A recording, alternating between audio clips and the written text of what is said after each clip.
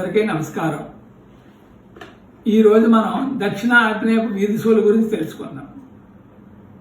ఆగ్నేయ దిశ అంటే ఏమిటి?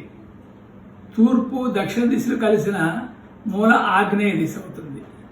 ఈ ఆగ్నేయ దిశలో దక్షిణ వైపు నుంచి వచ్చిన రోడ్డు సోల లేక వీధి సోల లేదా మార్గసోల యొక్క ఫలితాలు ఏ విధంగా ఉంటాయో ఇప్పుడు ఈరోజు మనం చర్చించుకుందాం.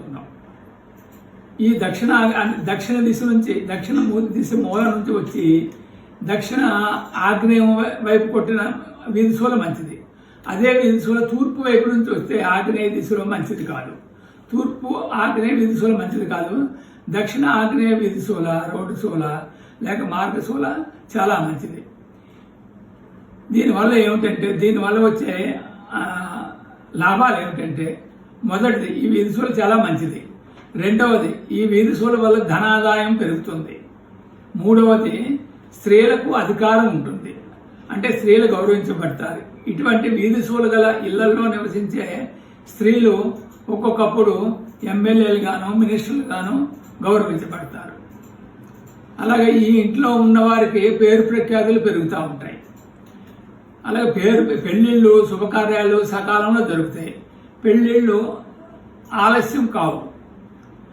ఐదవది తీర్థయాత్రలు సఫలీకృతం అవుతాయి. ఆరవది కుటుంబ సభ్యులందు సఖ్యత పెరుగుతుంది, ప్రేమానురాగాలు చిగురిస్తాయి.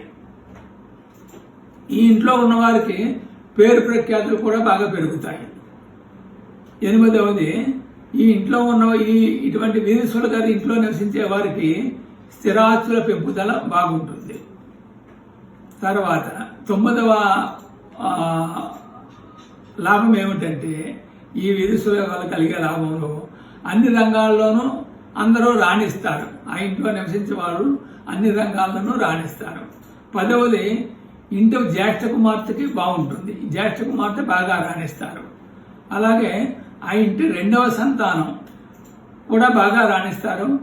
వారికి కూడా పేరు ప్రఖ్యాతులు బాగా లభిస్తాయి.